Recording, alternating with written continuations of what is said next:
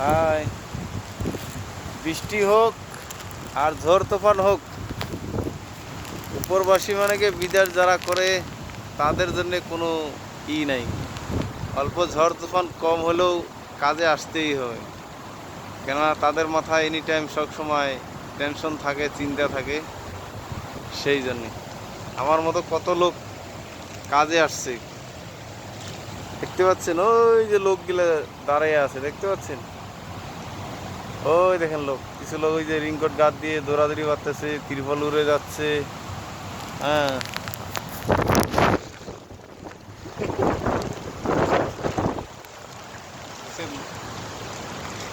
ওই যে লোক আসতেছে, দৌড়াদৌড়ি করতেছে, এত জোরে হাওয়া মারতেছে,